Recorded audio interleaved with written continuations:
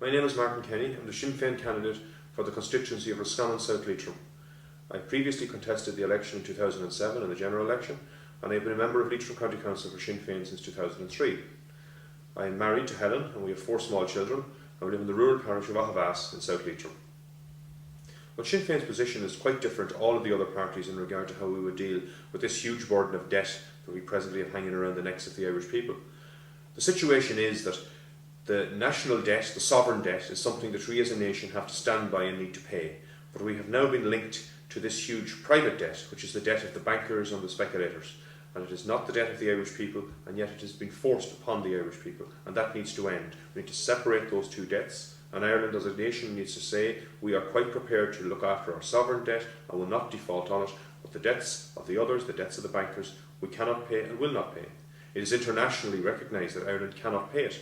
Even The Economist magazine some months ago said that if the bondholders did not take a hit, Ireland would be bankrupt. Clearly, everybody knows that that's the situation, and we need to stand firm and say to the European Union and to the IMF that we will not accept a deal which has that condition linked to it, that we have to pay the gambling debts of the speculators. Great emphasis has been placed as to how Ireland will get out of this mess. Where will we get the money to run the country? Well, at present there is a huge amount of money already in the National Reserve and the National Pension Fund, which the government has been squandering away and giving to the bankers. We need to use that money to form a fund for recovery. And we also need, in the future, to go back to the European Union and to the other agencies and bondholders around the world and work hard to secure a fund for recovery for all of the countries in Europe that are in similar circumstances to Ireland.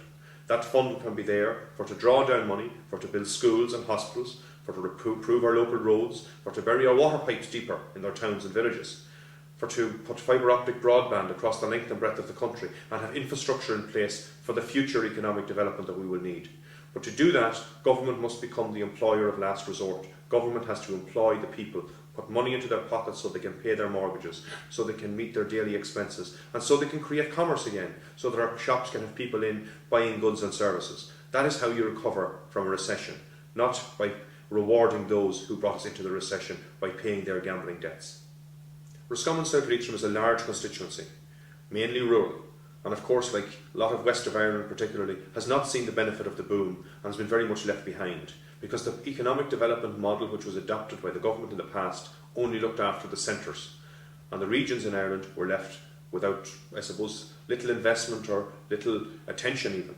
We need to formulate a new economic development model, one based on the principles of looking after the people, of ensuring that small businesses are nurtured and are looked after, where government would provide services to small business, where government would assist with marketing and with all the various other technologies they need, and networking them together, finding them new business opportunities abroad, etc., to ensure that small business can develop and can work and will be nurtured and will employ more people. And we need to put measures in place which will encourage and maintain employment. At present, so many things are in place which is doing the direct opposite. The high charges and high fees and the huge levels of bureaucracy the small business have to try and deal with is an absolute farce and needs to come to an end. The other situation which is vital to small business is our banking situation. Our banks have received billions and billions of taxpayers' money, and yet the ordinary person out there can't even get an overdraft. It is a ridiculous situation that needs to change, and government needs to take direct action. They need to go in there and properly nationalise both of the major banks, AIB and Bank of Ireland, maintaining the staff and services that they provide to the people, and ensuring that businesses and individuals have access to working capital to try and get our economy going again. That is the vital thing that we will need to get out of this situation, is money for the people to ensure that we can develop our infrastructure and our economy. Yeah, well, one of the greatest scandals we have at present going on in this country is what's happening over in County Mayo with the Corrib gas field. There's gas and oil to the value of 540 billion off the west coast of Ireland, which has been given away practically free to these major gas and oil companies by a deal that was done by Ray Burke way back in the early 90s, and we all know where Ray Burke ended up. And unfortunately, every government since have continued with that policy of allowing our natural resources to go free to multinational corporations. That wealth is the wealth of the Irish people. It belongs to the people, and we need to tap into that resource and tax it, or find a way of nationalising it, or find a way of getting a resource from it so that we can have money to pay for our schools, to pay for our hospitals, to ensure that our elderly and our sick are looked after properly, and most of all, to develop our economy and to have a new future for our people. No other country in the world would give away their natural resources the way the Irish government did in the past. I certainly feel, and many agree, that it was done in a corrupt and totally underhanded and secret fashion. And there's an awful lot of questions to be asked, but asking those questions can come later. What we need to do immediately is we need to ensure that the resources of the Irish people that belong to them rightfully are given back to them. Well, the situation with taxation is that, at the moment, the average income earner are the people that are carrying the highest tax burden. The very, very wealthy have all these tax loopholes in place that they can get away with not having to pay taxes.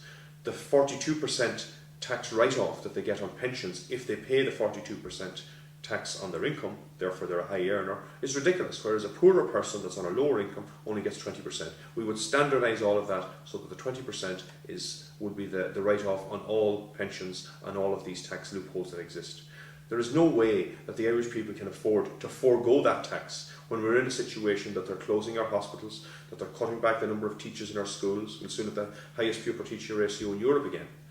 These situations can only be dealt with if we raise the taxes from the wealthy who can afford to pay them. And it is in their interest also. It is the interest of people who have money to have a solvent economy, to have a country which is functioning and working, because it's in that they can make more money, that they will get a return for their investment. If we continue to wind our country down and grind it into the ground, there is no opportunity for anyone, rich or poor. Our future has to be a future which is going to be a bright future, about a new society which is based on equality and justice and fair play for all. Well, the Croke Park Agreement was something that was drawn up by the previous government, and of course it was an agreement that was done. There's parts of it that we have a problem with. We certainly have a problem that it looks after the very highly paid in the public service too well, and at the same time there hasn't been enough done for those in the lower grades. At the moment, our policy is very clear. We're saying that there should be a €100,000 per annum pay ceiling on all public employees. That's €2,000 a week. Now, if a person in Ireland, in the crisis we're in now, cannot survive on €2,000 a week, then Ireland simply can't afford them. And that's the situation. We need to cut back those salaries to something which is affordable for the Irish people. Our TDs and our ministers are way overpaid, and we have also proposed huge salary cuts, clambacks in those areas. The situation with regard to Croke Park and to all of that is that we believe that Croke Park needs to be implemented in full. The agreement was done by the government and they need to stand by it. And if they don't stand by it, they are clearly letting down the frontline staff in particular, our teachers, our nurses, our Gardaí, the people who are the ones that are the very fibre of our society, that are keeping our education, our health and our justice system going. And those people need to be assured that their future is secure, that they will have the money to meet their mortgages and to meet the debts which the government encouraged them to take on. Of course, we hear that argument all the time that the public service is way overstaffed and that we have far too many people employed in that sector. And there may well be much truth in that. But in the circumstances that we're in now, where they have no other option, if Fine Gael and Labour are talking about cutting staff, I think Fine Gael are talking cutting 30,000 people out of the public sector, where are they going to go? On the dole? It's not an option. 10 years ago, when we had a booming economy and we had other places for people to go, was the time to pare back the public service. At that time, of course, government done the opposite. They put more people into it. But we will need to have some staff cutbacks, and I'm sure through natural moving on and people not being hired, that will happen anyway. But our view would be that there needs to be an overall assessment as to where the most need is. And if people are in positions or in departments where there is little work, they need to be moved. And that needs to change. And we need to cut back the salaries of the higher paid. That's where the real savings need to be made in the public service. People who do an honest day's work deserve an honest day's pay. But people who haven't got a lot of work to do should be moved to places where that work is needed and where their services are required. And we, as a people, deserve to get a good service from public servants. And I think, in fairness, by and large, we get that. But there are certain sectors that are talking about sacking them, putting them on the dole, driving them out. It is going to cost the country more to do that now than it will to actually ensure that we get a proper service from those people and that they work hard to regenerate our economy. Yes, well, agriculture is a hugely important industry in this region, and of course many farming communities around here have the stay of society in rural Ireland is our agriculture. And when the farmer is profitable and when he's making money, the rural economy is vibrant because they spend their money in the rural economy.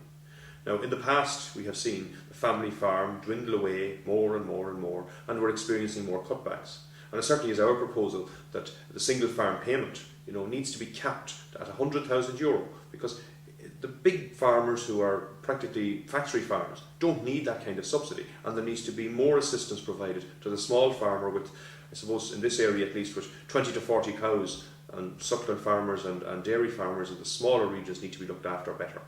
The truth is that what has passed for an agricultural policy in Ireland has been an agri-business policy. It has been looking after the big corporate sectors in that business. And the farmer has always got a raw deal. And we need to develop an agricultural policy which provides a proper price for produce. Because in this crisis we're clearly seeing now that nearly the only productive sector left in our society is agriculture. They're producing our food. There used to be something they used to say long ago that never criticise the farmer with your mouth full. And it's very true. All of us depend on the farmer. They're providing the food for our tables, and we need to ensure that they get a proper price for that food. The sector in the middle are the ones that are making all the profit, the processors, the supermarkets. The consumer on the other end is being charged over and the odds, and the farmer at the other side of him is not getting enough money for it. So, there needs to be a government policy which goes in there and ensures that market forces do not dominate, but that the public interest is put in place, and the public interest is to ensure that our agricultural sector is vibrant and working well in our community. And certainly in this, particularly in Roscommon and South Leitrim and all of the west of Ireland and all of rural Ireland, it is vital. Agriculture is a vital part of our economic recovery. Well, FÁS has been a vital part of small communities for a long time, and FÁS community employment projects have carried out huge work in many areas. Now we see a lot of, I suppose, issues at the top of FÁS, but it is our position that FÁS needs to be reformed at the top and expanded at the bottom. We need to create more community employment places, more opportunities for people to get out there into the community and to work and to build things which will be a real asset into our future. For instance, the whole tourism infrastructure needs to be built. More walkways and for hill walking, more facilities around our lakes and rivers for tours, for fishing, for tourism, etc. All of that can be done through community employment schemes, and that's the way we need to go, because again it's back to government becoming the employer, and that's what FÁS is. It's taking people off the dole, it's putting them out doing valuable work in their local community, and they're gaining skills and they're also gaining confidence, and through that activity will come more opportunity. And then when you have the opportunity, it will create more activity, and thus we begin to spiral back up again rather than spiral down as we have been up to now. Well, I'm seeking people's support in this election because I believe that a new future is possible, and I want to be part of creating that future. I want to be part of creating a new future for our children and our children's children that we can be proud to hand on to the next generation. And that will only happen if we have a much improved political responsibility. Responsibility is something that we all have, but those who we elect to carry out the interests of the people, they are the ones who have the real responsibility. And so far, they have been negating in carrying it out. And I want to be there to ensure that we have a future which will have, which will have opportunity for all, which will have a new Ireland, which will have a place where our children can laugh in freedom and happiness and know that the people who came before them done the right thing by them. And we can only do that if we have the interests of our country and our people at heart. Well, Gerry Adams is the leader of Sinn Fein, and I know he has received criticism about some of his media performance around the economy. But I mean, everyone knows Gerry Adams is not a stupid person. He's an extremely intelligent and competent individual.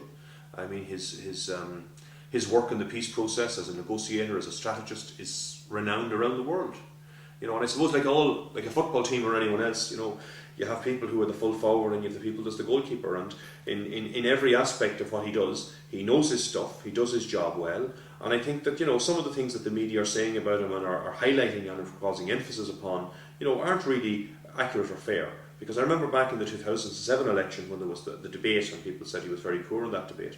If people actually go back now and listen to what he said, at that time he was saying that this was a bubble economy, that it would burst, that the developers and the speculators and the bankers and the government were all in cahoots, and that it was going to cause the demise of our society as well as our economy if we weren't careful, and he was rubbish.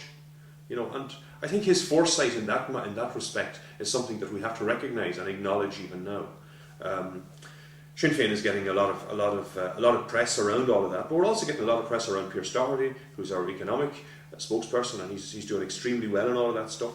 And many of the international commentators are saying exactly what Sinn Féin is saying, that we cannot afford this bailout, that we need to burn the bondholders, that we need to negotiate a new future, and that's exactly where we're coming from.